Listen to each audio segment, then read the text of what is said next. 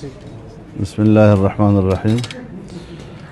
دیکھیے، اس وقت جو قضیہ فلسطین ہے یا القدس کا مسئلہ ہے یا اہل غزہ کی صورتحال ہے، یہ صرف وہاں کے لوگوں کا مسئلہ نہیں ہے بلکہ امت مسلمہ کا مسئلہ ہے۔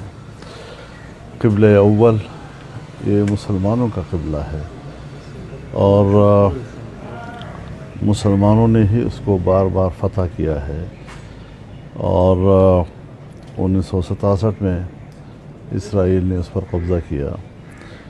ظاہر ہے کہ نہ تو اقوام متحدہ نے ان کے قبضے کو تسلیم کیا ہے، اور اس وقت بھی وہ علاقہ جو ہے وہ اقوام متحدہ کی روح سے تو متنازع ہے، ہر چند کے ہمارے نزدیک وہ فلسطین کا حصہ ہے اور اس میں کسی قسم کی تردد کی گنجائش نہیں ہے۔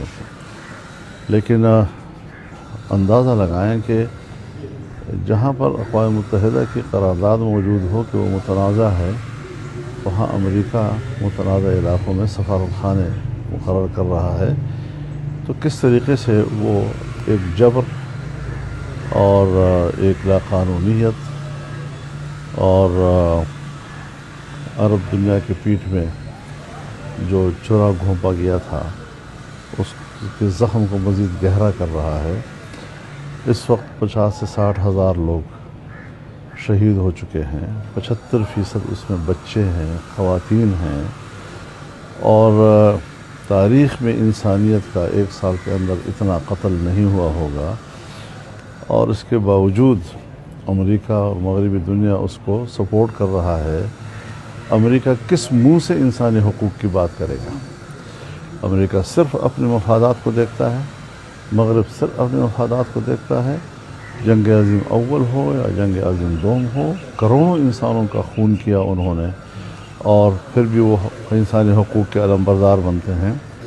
آج بھی وہ ایک فلسطینی بچوں کو مار رہے ہیں، خواتین کو مار رہے ہیں، بزرگوں کو مار رہے ہیں، جو اسلحہ نہیں اٹھا سکتے ان کو مار رہے ہیں۔ کس بات کی وہ انسانی حقوق کی بات کرتے ہیں؟ تو اس صورتحال میں انہوں نے اسرائیل کو جو کھلی چھٹی دی ہوئی ہے، یہ ان کے اصل چہرے کو بے نقاب کر رہا ہے، اور دہشت گردی اور ریاستی دہشت گردی کا ان کا چہرہ بے نقاب ہو رہا ہے۔ تو پوری انسانیت کو اس سے پیغام ملتا ہے کہ وہ کبھی بھی انسانیت کے وفادار نہیں رہے، اور حتیٰ کہ اسلامی دنیا کے تو وہ بےخکنی کرنے کی کوشش کر رہے ہیں۔ پھر اسلامی دنیا کو فرقواریت کی بنیاد پر آپس میں لڑانے کی سازشیں کر رہے ہیں، ایک دوسرے کو قتل کرنے کے لیے وہ اسباب بنا رہے ہیں، ایک دوسرے کے خلاف اکسا رہے ہیں۔